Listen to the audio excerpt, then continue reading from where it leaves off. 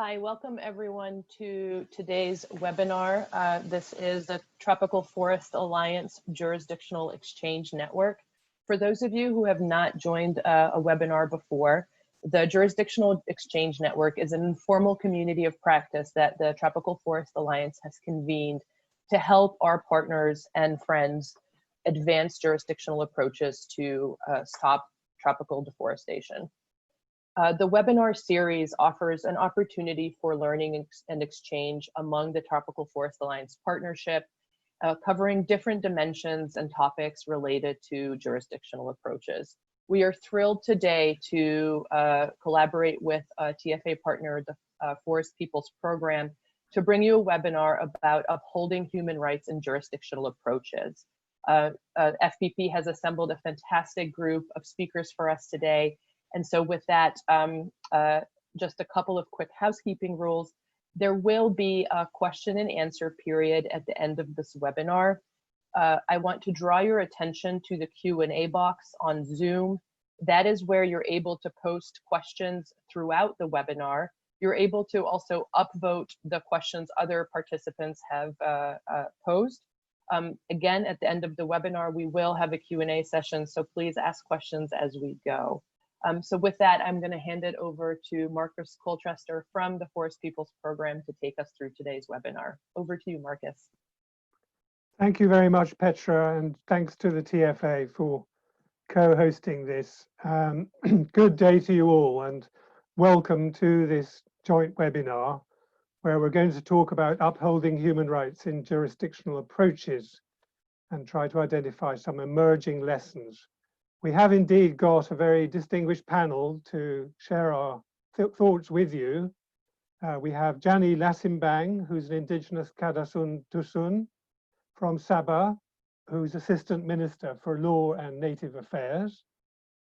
We have Bernardino Steni, who's an Indigenous lawyer working with the Indonesian NGO Inobu.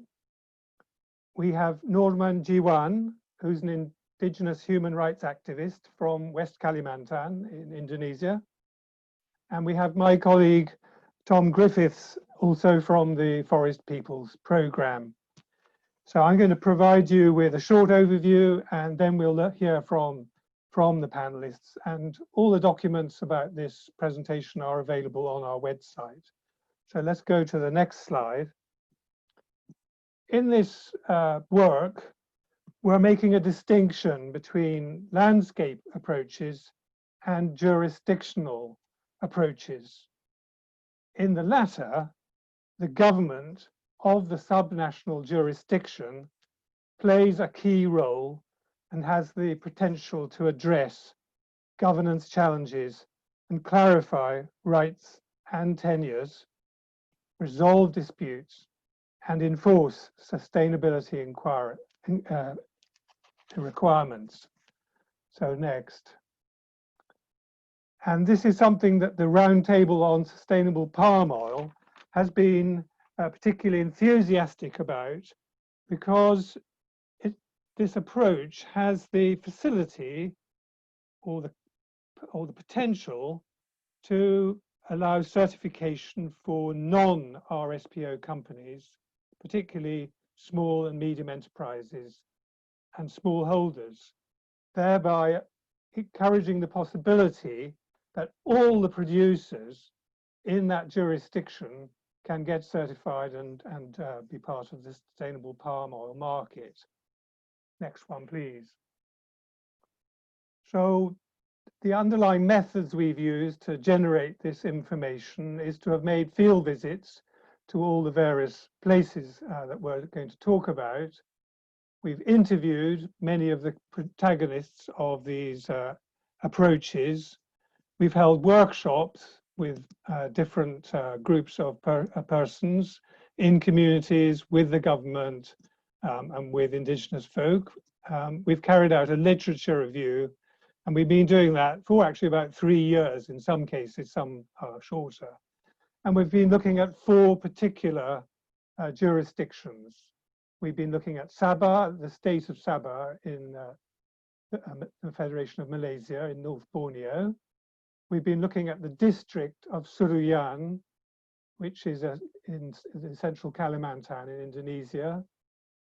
We've been looking at another case in Indonesia in Kapuas Hulu, which is in the headwaters of Kapuas River in West Kalimantan in Indonesia, which is a government-to-government initiative given impetus by the German Ministry of Development Cooperation, BMZ. And then we've been looking at the Ecuadorian Amazon, where they're piloting a jurisdictional approach in 2 districts through the organization Pro Amazonia, supported by GEF and the Global Climate Fund and UNDP. Next, please. So we are looking specifically at how are these approaches dealing with human rights, and we're focusing on those rights that are set out in UN declarations and treaties, particularly the rights to customary territories, lands and resources of indigenous peoples and local communities, their rights to self-government, governance, self-representation, free prior informed consent, remedy, the protection of human rights and environmental defenders, and the right to a healthy environment. We have not given equal attention to the rights of workers, migrants, and smallholders, which are indeed very important, but we couldn't do everything in one set of studies. Next, please. The good thing is that these rights are all pretty much embedded already in the Roundtable on Sustainable Palm Oil's principles and criteria. So producers under the RSPO are expected to protect and respect these rights. Next, please. So we'll go quickly to the first of the cases we've looked at, which is Sabah, which is in many ways we found the most advanced of the 4 we looked at. In Sabah, there are already a lot of producers who are certified to the RSPO standard, and the government has set a target of achieving 100% RSPO by 2025. There is already a functioning jurisdictional certification steering committee, including government, business, and NGOs. They've already developed an indicative map of the high conservation values 1 to 4, which has been done for the whole of the state of Sabah. The government has a commitment to maintaining 30% forest cover. A guide for free, prior, and informed consent has already been developed in draft. There's already a model for accelerating the land titling, particularly of smallholders, who are going to be encouraged to carry out group certification under the approach. And there's been a recognition that Sabah being a very big area, there's going to be a need to do verification in sub-jurisdictional units within the state. Next, please. There are some big challenges that's still faced in Sabah. In Sabah, customary rights are only partially recognized through the current law and administration, and the pace of land titling to catch up with those who are not titled is very slow at the moment. So it does mean that quite a lot of licenses were handed out in the past without considering prior rights. And the right to free, prior, and informed consent is not yet clearly recognized by law, nor is the procedure for the self-representation of communities yet clear. And it's not yet clear just how the high conservation value and high carbon stock set-aside system will be required and enforceable. There has been a national inquiry into the rights of indigenous peoples there, which has pointed out the importance of resolving land disputes, recognizing territorial rights, and restituting rights. And Jani will take us through some more details of the big challenges in Sabah. Next, please. So now we sweep south to the southern coast of the same island of Borneo, where there is this small district of Suruyan, where Inobu has been working and where we've been collaborating with them in this important initiative. here there are some big challenges because up until now there's been very little or almost no recognition of communities' land rights. And yet there are already 320,000 hectares of oil palm plantings which have been imposed on top of these areas. Although required by law to provide small holdings to local communities when they start their operations, only 2 of the 34 companies have yet done so. And of those who have got small holdings, only 11% have yet got title. So consequently, and these are government figures, by the way, the government estimates there are 300 land conflicts in the district which need to be resolved. Under this jurisdictional approach, there is already progress in initiating a process for zoning high conservation values, and participation is starting. Next, please. So the big progress that Inobu has made is that there are already 4 draft decrees which the government is considering on free, prior, informed consent, conflict registration, resolution and mediation. But there's some lack of clarity about how all these rights are now going to be recognized and enforced. Next, please. So then we go to Kapuas Hulu, which is in West Kalimantan, where the German government has been collaborating through the Falkline project with the local government of Kapuas Hulu. The government of Germany does have very strong policies on human rights, indigenous peoples, free, prior, informed consent and conflict resolution, and announced in 2016 this jurisdictional approach, which is going to be for a number of commodities and will use the RSPO FSC and Rainforest Alliance standards. The idea is it should resolve conflicts, promote sustainable livelihoods, and again carry out this high conservation value and high carbon stock zoning. Again, there's a problem. The local people don't yet have formal titles to their lands.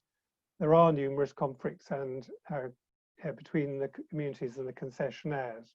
But a good thing is local law already recognizes the existence of the indigenous peoples. Next, please.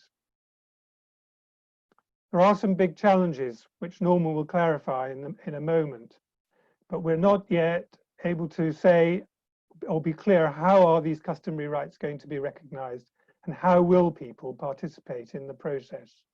How will livelihoods be recognized? So in some ways, this jurisdictional approach is, to our view, so far the least advanced, although it's moving in the same direction. Next.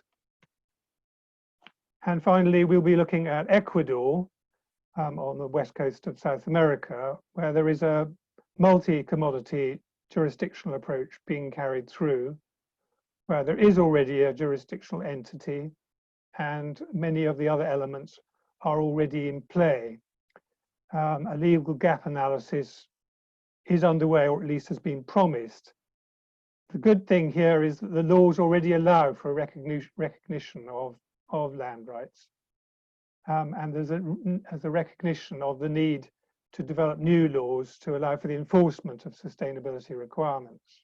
Next. So there are some challenges which I'll leave it to Tom to go through in telling us about the next steps that we're hoping to see made in Ecuador. And I'll just finish with 2 slides on the lessons we're drawing from these examples. Next. So I think what we can see is that these jurisdictional approaches are encouraging an adherence to international standards, human rights, development agency standards, and voluntary certification.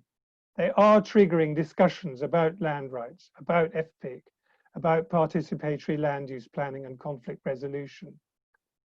To be effective, there has to be early participation of the communities and other stakeholders in a genuinely multi-stakeholder governance approach.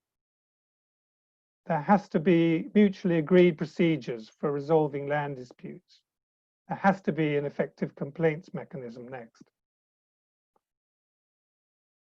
And there is the need for a legal gap analysis to compare what is in the national law with those sustainability standards, so you can see which laws are going to be needed to make sustainability mandatory. So that there are both carrots and sticks to encourage compliance by the actors. I think the key challenge we've faced in all these was the puzzle: how are these standards actually going to be enforced? Where is the energy and strength in the local institutions that will make sure that sustainability is achieved? Well, with that very quick overview, I'll now ask Jani to take over and give us her lessons from Sabah. Jani, over to you. Thank you, Marcus, and also thank you to TFA for hosting this webinar. Yeah, as Marcus has mentioned just now, Sabah's commitment in 2015 for the RSPO jurisdictional certification was already made, and that by 2025 we should be able to get all our oil palm certified, and that will be at not just at the statewide scale. It is approved now, the version 2.2 of the FPIC guide in June 2018, but requires identification of a government agency. As Marcus rightly pointed out, it's important that we have a government agency to house and oversee the implementation of the FPIC in Sabah, and also to develop the state legal and policy framework and the standard operation procedures. So to do this, we started, I was involved in this workshop, a dialogue basically in November 2019, together with Forever Sabah and the steering committee to move the process forward. Next. And the key outcome of that dialogue was that there was a consensus that the Ministry of Law and Native Affairs, where I am, will be the best placed institution to take this forward. Another point was that we should look at the statewide work of FPIC to all potentially affected communities, not just indigenous and local communities, and also to all sectors and activities, which is actually interesting outcome during that workshop, that dialogue. And the third one is to develop a key elements of roadmap to advance this through stakeholder engagement, and so that we can evaluate how Sabah can move forward in terms of getting the legal and institutional framework. We have to draft a cabinet paper and present this and to establish that formal committee. Next. Yeah, so going straight into the lessons, I just put 3 lessons here, very short. But what we found that it does need a lot of time and energy in terms of if you really want to look at human rights approaches being taken. For one, if we look at the process we have gone through so far, the first target was, as far as FPIC was concerned, we should look into this very carefully, and that took us alone. The guide and implementation manual took us 2 years, more than 2 years in fact. And then the other target that we wanted to do was to strengthen stakeholder capacity for the application of FPIC, involving a series of engagement with indigenous and local communities, civil society organizations, the government, companies, and also RSPO. This is, to me, a work in progress. We have to spend quite a lot of work there. And moving together actually is also looking at HCV, looking at smallholders certification. So all these are moving forward. It is taking time. The third target is to create an enabling environment within current laws and policies. And we are looking at institutionalizing the FPIC. We will need to be very focused. We have to sustain lobby work. Just from the move from the government to this new government, it took the JCAC about more than a year to try and convince the government to also ensure that this will be carried forward. And so even for us at the ministry, there's so many things happening, so we haven't even presented that proposal to cabinet yet to bring the JCAC under its wings. Next. Second lesson is the capacity building and the information dissemination is so vital here. So if you want to prepare a framework to that the Sabah government oversee and implement the jurisdictional certification in the context of Sabah's oil palm production. We have the FPIC guide, as I say, the smallholder certification, the identification of HCVs. They are all very technical work. And we have, it's not just communities that needs work, it has to also involve all the other stakeholders, even the companies, to have capacity building and ensure that information is being given to everybody. So we must also ensure that the jurisdictional certification application is friendly, is user friendly. And thirdly, we feel that communities have to undergo this capacity building, especially with respect to FPIC, so that they have informed decisions, and that when we come to this smallholders group certification, they can have, you can make, informed decision, as well as when they go, right now, as Marcus has said, 1 to 4, as far as HCV map has been produced, but 5 and 6, they have to go to the field. So these are things that we need to have capacity, making sure that communities are there all the time. Next. I think that's my final slide. When we talk about focal agency, which will be responsible, the agency have to be very unbiased. It has to be well resourced as well. So if we want to ensure that the certification, the jurisdictional certification upholds human rights, the key capacities of the focal agency must include acting in the best interest of the affected communities. So they ensure that they have this fiduciary duty.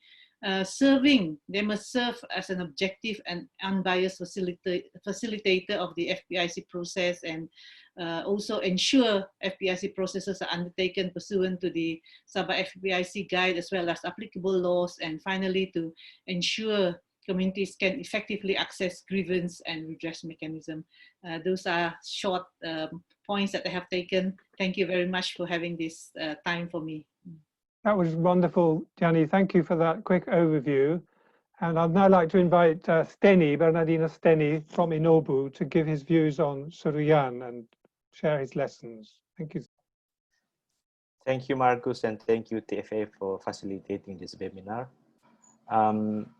Just to add a couple of points as lessons learned from what's already mentioned by Marcus. Suruyan has established working group for jurisdictional approach in 2016.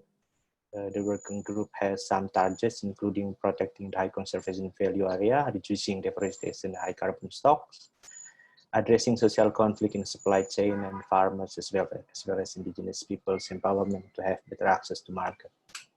Currently, the decree of working group is being revised to accommodate new progress of discussion in RSPO jurisdictional working group, as well as comments from stakeholders. It is definitely an opportunity to give comments regarding the targets and the process. The working group is represented by government, private sectors, farmers, and indigenous peoples. It is realized that the representation from NGO is lacking, which is currently being endeavored to have more NGOs who are willing to involve in the working group. The problem for Suruyan is that the area is quite remote. While there are some reports about Suruyan from national NGOs and NGOs from Central Kalimantan based in Palangkaraya, such as Walhi and Betang, Borneo, but none of them have an actual office in Kuala Pembuang, the capital city of Suruyan. There is no local NGOs that are based in Suruyan, although there are some so-called NGOs that are operating there, but their qualification as NGOs is questioning since they are too close to the government entities or even to political parties. So need time and energy to bring NGOs from Palangkaraya or even from Jakarta to monitor and involve in the discussion effectively. Despite those situations, FVP's note on this matter will be part of a proposal for improvement. As I mentioned earlier, the decree of working group is in the process of being revised. The topic of representation is also being part of an exchange of discussion between stakeholders inside working group. So in addition to the progress as well as challenges that Marcus highlighted, there are at least 3 lessons learned, maybe also update related to the operationalization of SOPs in the future that I can summarize briefly into 3 aspects. Number 1 is about authority. Although we want districts to be fully in charge in facilitating conflicting parties, some areas are clearly not under the district authorities, not even the provinces. For example, the area that is defined as forest area, where the authority to resolve the conflict is at the national level. It hassles the parties when it comes to direct discussion on land. As by law, such topic needs central government authority to be involved. Conflict that is related to HGU or business use license is also not under a district, but a BPN or land agency, a central government entity which has its own conflict resolution protocol. They clearly limit the reach of jurisdiction authority, district in this case, on conflict resolution. Number 2 is about multi-stakeholders process. The current plan is aimed to have any parties that are part of the conflict to integrate the plan of conflict resolution to their own plan. For instance, a company should include the conflict resolution in its own agenda, but some parties are not willing to participate, although they have big operation in Suruyan. They definitely have reason, strong reason, I guess, but certainly very unfortunate for other parties who are willing to resolve the problem. So since most of the companies are not based in Suruyan, some in Jakarta, others are abroad, another problem is logistical issues. As we know, the process to settle the conflict will take time. Cost of the conflict resolution as reported by some recent investigation is huge. So this is also daunting task for organizations like Inobu to facilitate the process in a frame of multi-stakeholder. The question is, what are the best strategy to bring people effectively and efficiently to come out with concrete results? And the last point of lesson learned is the element of capacity. During the discussion with government entities, as mentioned by Marcus, there is willingness to address the conflict. They admitted that conflict is costly and definitely bad for investment. But since Reformasi, I guess, after the step down of totalitarian regime of Suharto, there are many interventions to improve government transparency and accountability from outside. But there is little guidance from within for government to address the problems such as conflict, which has no manual books to direct them. In terms of standards, only after 2012, conflict is being recognized and the process of resolution can be funded by government budget. But the scope is limited to political and racial conflict. And similar to that for bureaucratic reform, after all these years of reformasi, it was only in 2014 that government has a law-based code of conduct to administrative services in compliance with global standards of public services. In practical intervention to increase the capacity, I think more trainings and discussion can help, as you know, many organizations have been doing so far, but it's also challenging since political regime keep changing. So based on this challenge, the strategy for Suruyan is stepwise approach. And this time SOPs established and conflict registration can help for further progress. With that, I return back to you, Marcus. Thank you very much, Steny. That was really great to hear the update from Suruyan. And now we'll turn to Norman from West Kalimantan to give us an update on the Kapuas Hulu. Thank you. Thank you very much, Marcus. Thank you very much for TFA and Forest People's Program for co-hosting this webinar. I'm glad to share our critical responses on the ongoing initiative on jurisdictional initiative or approach of the deforestation free agricultural communities in Kapuas Hulu. District, West Kalimantan. So amongst there are so many challenges that are still, I think it's like a collective challenge for not only for the GA initiative or approaches that both landscape and jurisdictional approach facing with very serious problem of repeatedly forest and land fires. Like in 2015, Indonesia burned around 2.6 million hectares of forest and land. And again, we still repeated the same problem. Seems to be there is no way so far to stop that forest and land fire.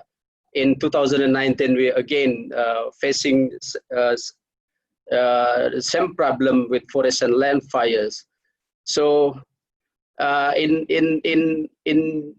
responding to that situation, mainly it should be a big challenge and big responsibility of the government and multi-stakeholder initiative and processes to not only taking legal measures, which is especially sacrifice indigenous peoples and local communities who apply traditional livelihoods and rotational farming in their livelihoods and activities. Especially, this is the big challenge why the efforts to stop forest and land fires been mainly targeting indigenous and local community farmers, those who use fires to clear land, to prepare land for their rotational farming. So the challenge for jurisdiction approach and initiative and landscape approach, especially for RSPO stakeholders, the first point to be addressed if we want to make this jurisdictional approach upholding human rights, what measures taken to prevent criminalizations of traditional livelihoods and food production system before any legal measures can be taken, because mainly they are these native people who still exercise this traditional livelihoods that exist and coexist with the ongoing activities of this jurisdictional approach stakeholders, where concessions and permits are still active, while forest and land fires are not only happening because of these traditional activities, but also intentional burning by some naughty or bad corporate actors and stakeholders. And the second aspect of this challenge for jurisdictional approach is about set responsibilities to guarantee upward alignment and harmonizations about promoting best practices. So the challenge is this jurisdictional approach should work together in close collaboration to promote best practice, not only just promote legality, because at the same time, you got sometime not really aligned initiative and process in terms of certifications of different commodities like Forest Stewardship Council certifications and the legality verification of timber and RSPO verification and certification system. And on the other hand, we have Indonesia Sustainable Palm Oil.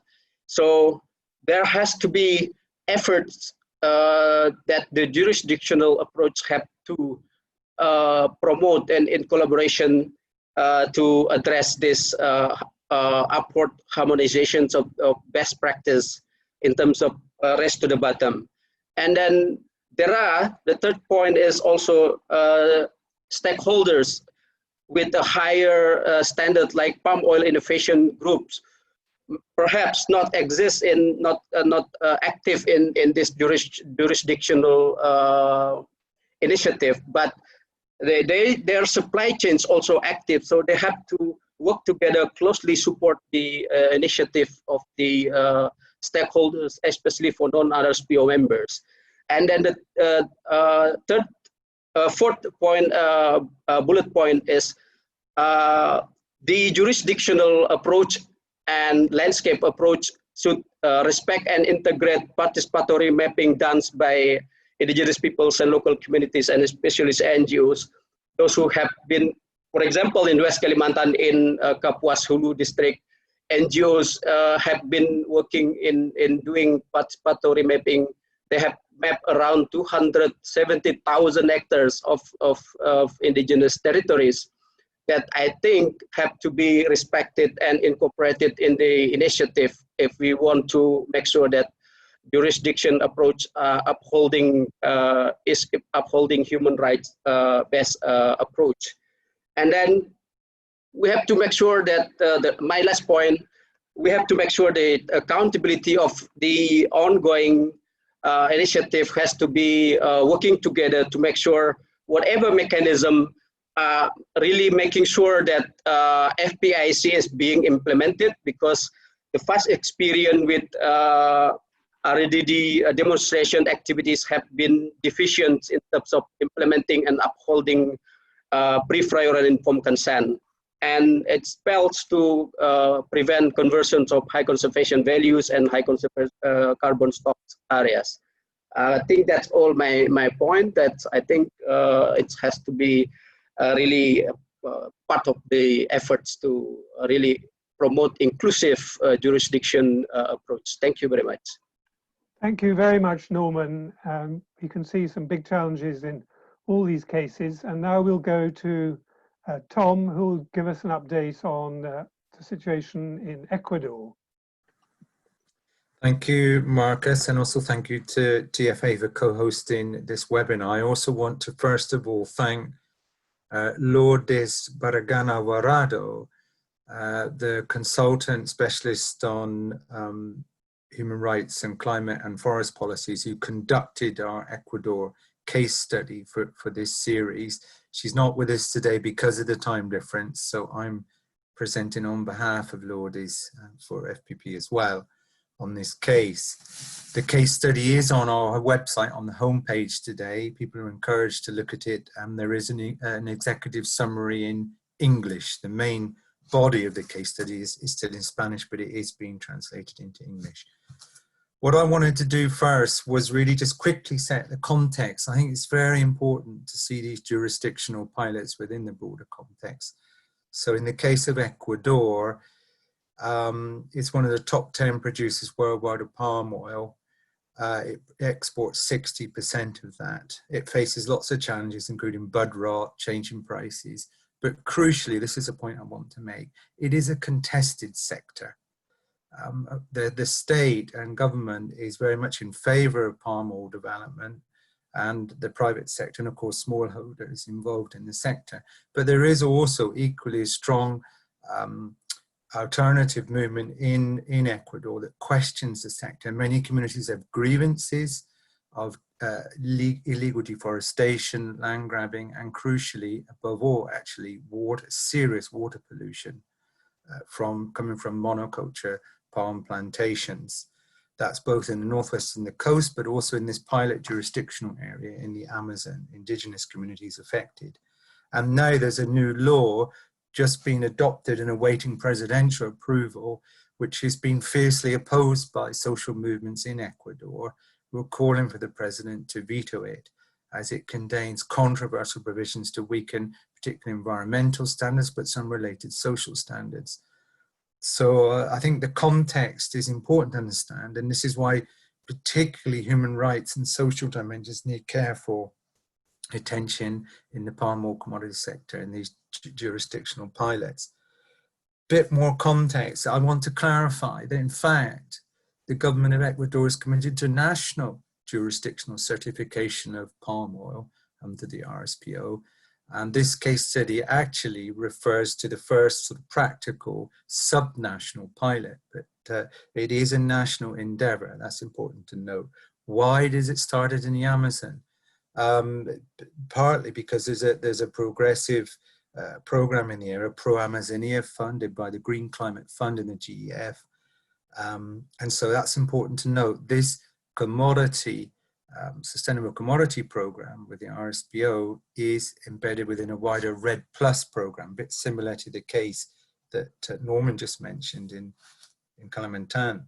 So that's the context. Now, the other point to make very clear is this is early days. Lourdes is very keen that FPP make this clear, and it's stressed in the study.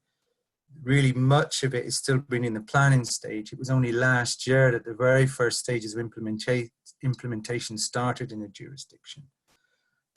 So what is the progress so far? Well, there is an interinstitutional body being set up at the national level for sustainable palm oil. CISPS is its acronym. And it's important to note it has a set of key principles, including respect and upholding human rights. So that's very important.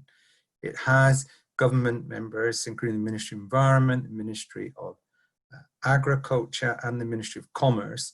It has private sector members. But when looking at the social members, it's international environmental NGOs. There are no social NGOs, let alone local or national organizations. There are no indigenous peoples representatives in this governing structure. And in fact, although the slides that Marcus showed, we'd understood that the jurisdictional entity had been established, we have clarified since, and it's now been updated in the report, that it's actually in transition to establishing the jurisdictional entity. That is the entity which would oversee this jurisdictional pilot. That's vital part of the plan. In terms of free, prior, and informed consent, there's been important progress. There is a RED Plus guide, and it has important principles on free, prior, and informed consent. However, it is not aligned with the RSPO FPIC standard. This is very important. The RSPO FPIC standard applies to untitled customary lands and lands and resources accessed or used by local communities. That's very important. The current FPIC system is only applicable under RED Plus to titled lands. So there's a big disconnect there. And that's still unresolved and ongoing.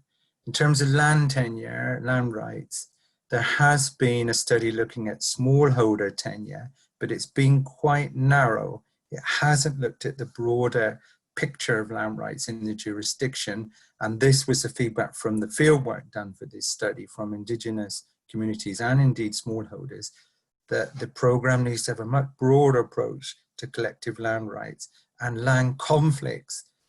In Sucumbíos and Orellana, the two target provinces in this JA pilot, there are quite serious problems of land trafficking, that is illegal transactions, market transactions of land, and the fraudulent creation of land titles. This is putting pressure on indigenous territories, and they're most concerned that this program addresses that, not just looking at the narrow land holding, the plantation of a smallholder or company, but actually the wider land tenure context, because it is the expansion of these companies which is encouraging smallholders to sell their land to the larger company, and then they're moving on further into forest and encroaching on indigenous lands, some of them not titled. That's the crucial point. And Confeni, the regional organization, has stressed that a lot of these lands in the jurisdiction still remain to be secured. Yes, 60% of title, but a lot are not titled. So these are important points that still need to be addressed. And the other one I just want to, before looking at conclusions and lessons, is the question of human rights defenders. Like we've seen in Indonesia and other countries, there is increasing intimidation of leaders and also linked to the palm oil sector, but it's not clear yet how this pilot deals with that. And let's remember the RSPO has since 2018 a policy on human rights and whistleblowers and human rights defenders. How is that going to be applied within this jurisdictional pilot? In terms of 2020, we all know we're living through a pandemic. It's very serious. It's actually affected the communities within the jurisdiction and nationally. But of course, that has slowed the implementation. And I should just clarify that although there is a plan, like Marcus says, for a legal gap in analysis, it actually hasn't started, and it, for some reason has been delayed.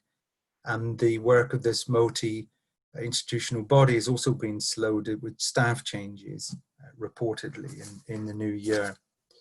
So what lessons can we take away? I think one of them crucial is the question of sequencing, this early inclusion, and that was in the synthesis Marcus showed, of ensuring that participation and inclusiveness is built in much earlier on, or has to be built in early on. The question of harmonization, this is the point, between the national legal framework and the subnational in the jurisdiction and the RSPO standards. And that's the other key point to share, is that the national interpretation process of the RSPO has been somehow quite slow to get off the ground in Ecuador, or it is underway, I understand. But in terms of sequencing, that needs to be brought up to speed to make sure this pilot is harmonized with the 2018 standards of the RSPO, which include important new standards in high carbon stock forest and also free parental consent associated. Oh, Tom, I wonder if you could just wrap up now, because we need to give time for some questions. Okay, so in terms of recommendations, it's just, of course, the governance structure and the jurisdiction need to be defined and inclusive, including those rights holders, Indigenous and others in the structure. Better integration with the multi-stakeholder roundtable of the RED Plus program, and this wider approach to tenure. And of course, I'd mentioned the NI process to ensure that that is inclusive, including rights holders from the jurisdiction. So okay. I'll end there. Thank you very much, Tom. So Petra, you're going to now take us through some of the questions, I think. Indeed, and thanks to everyone on the call for posing some really great questions.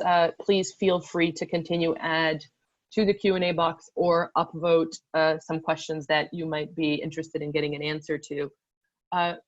Just to kick us off, a question on some of the solutions that are potentially available in the short term. So I think the speakers have done a fantastic job of highlighting some of the challenges, but in particular in the case of Sabah, Kapuas Hulu, and Seruyan, what are some short-term targets or quick wins in terms of the challenges that and these issues that you think can be achieved in the next 12 months? So Marcus, maybe I'll hand that over to you to start and then take it from there, or if any of the other speakers have any answers. Well, I think what we can see is that there is already progress in all the areas. So the quick wins will be to move ahead with what they're already doing to embed some of these new processes. And I do see that the conflict resolution matter is something that all these jurisdictions are going to have to tackle head on, and most of them are doing so. So I think this is important. But let's invite the others to also chip in with their thoughts on that. Yeah, can I say something, Marcus? Yeah, Jenny here. I agree with you that things have to move forward quite as they are. There's quite a lot of work to be done, but I think it needs to, as I said, this year, at least in terms of the committees, finding out what are the main focal agencies. And that they are very well grounded on that is very important. In Sabah, for example, I know one of the key things is actually they try to look at how RSPO and MSPO should be, the Malaysian certification should also be looked at. And the Sabah government has said that, okay, by 2019, we should look at the going to MSPO first, so that should be a stepwise approach, and then after that we do go to RSPO. So there's already a merging of those But there are also other aspects of it, as you said, that needs to continue. In my ministry, just bringing up the cabinet, bringing the government itself, the new, not so new, 2 years there already, with so many other issues to look at, is something that needs the attention. So those are things that I think the JCAC, the steering committee, has to work together in terms of moving this forward. Thank you.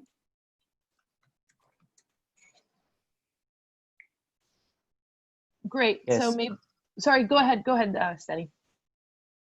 So maybe from Suryan, something that is going to be done in the next 12 months. Currently, we are planning in OBU and Forest Peoples Program. We are planning to have a research conduct the jurisdictional wide assessment on human rights. So it is expected to be as a baseline to have a broader picture, let's say baseline for human rights, as a basis for us to plan what is lacking, what has been there, and definitely ways of moving forward. So that's one of the target that we are going to do in the next 12 months, and it's already approved by local government. Number two, maybe SOPs, as Marcus and I have already mentioned earlier. It's definitely should be endorsed by local government. There is green light from local government to endorse it very soon.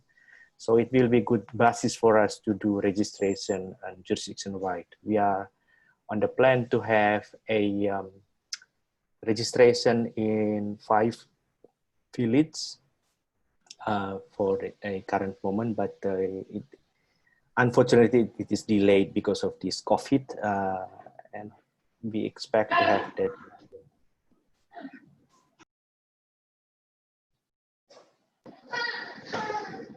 Okay. In terms of Roman, following up, in terms of making this happening, from our point of view, when we are talking about human right-based approach to development or to sustainable development, the things that have to be basic requirements is the dialogue process that have to be happening in making sure that the process of upholding human rights for indigenous peoples, local communities, respected and promoted further, is especially to make sure that the operational grievance mechanisms of different stakeholders, especially RSPO stakeholders and palm oil innovation group stakeholders or members or partners of TFA, they have to work together to make sure that what we have now in terms of capacities and resources in NGOs and indigenous peoples and local communities, especially incorporated and adopted to be part of their wider zoning and spatial plannings, especially the participatory mappings that have been done and have been in place by indigenous peoples and local communities that have been at least 270,000 hectares already mapped. That is already only in Kapuas Hulu. If that is already incorporated, and livelihood of indigenous peoples also the second priority as well. So in order to make sure that talking about sustainability and talking about jurisdiction, inclusive jurisdiction, we have to think about how we can, this initiative can stop criminalizing indigenous livelihoods and human rights defenders as well as activists. Yeah, thank you. So I think we can see that Leonie may be surprised. The key points we're bringing out is that it's about process. We've got to get the process right so that this can work. Whether it's about dealing with disputes, whether it's about assessments and so on, it's all about getting the facts straight and moving forwards. Petra, we're running out of time. I want to jump to the second question straight away, if you will allow me, which is particularly the question about guidance. Will we be producing guidance to move things ahead? I want to mention that the Roundtable on Sustainable Palm Oil has already developed its second draft of its certification systems document for the jurisdictional approach, which does already set out what it sees, and I'm on that working group, what it sees as the principal requirements that need enacting in each jurisdiction to make the procedure effective. So I encourage you to look at that document, which is going through a second round of discussion at the moment. And indeed, in response to another question further down, that does include that every jurisdiction should have a complaints or grievance mechanism that's independently managed so that disputes can be addressed. There's a question that finally there for Jenny. I want you, if you can take 1 minute to answer the question of how would this free prior informed consent principle be applied retrospectively in that jurisdiction in Sabah? Yes, yeah, I was just trying to type out something, but basically one of the key concerns of private companies when we were drafting the guide was that they do not want to look at past land issues. They were very clear about that. So the FPIC guide proposed two situations which should trigger FPIC. One of them is that new land applications for the purpose of oil palm development, where these overlap with existing legal, customary, or user rights. So there is, if there are new land application, it must trigger the FPIC. The second one is that if there are new development proposals or plans, so that means they want to replant or they want to do oil palm development, then they will have to go through FPIC. But as you said earlier, there are of course other things like the Sohakam land inquiry, which has already mentioned all these recommendations that needs to be done. But FPIC is something that we have not been able to look into those land tenure that in a retrospective manner.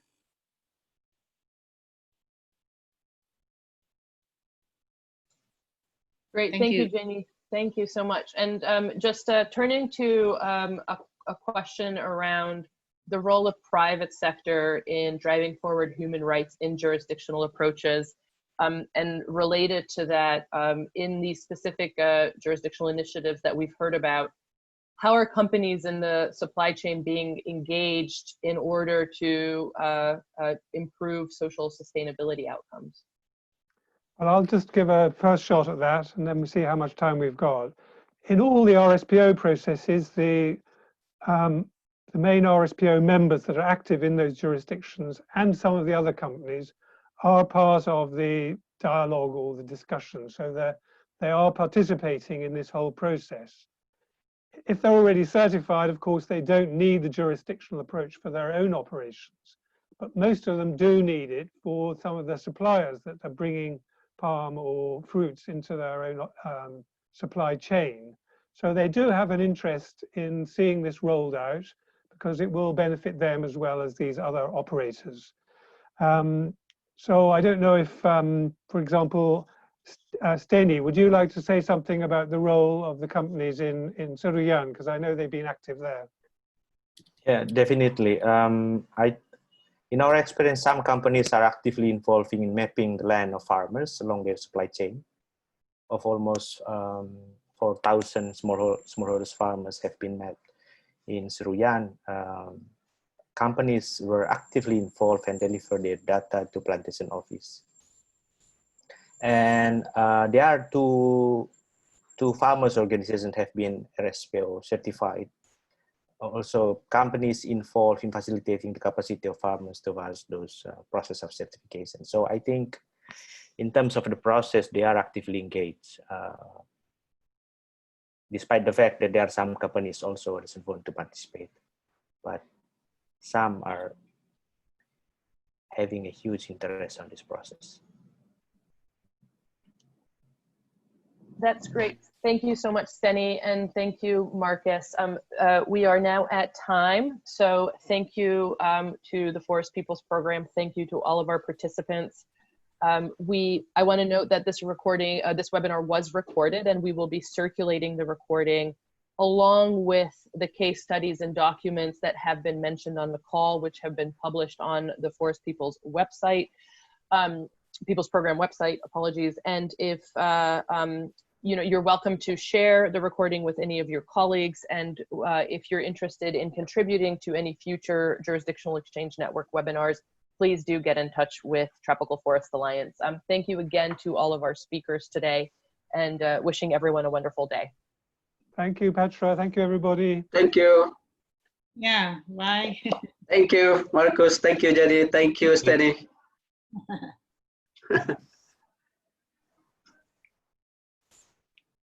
Thank you very much.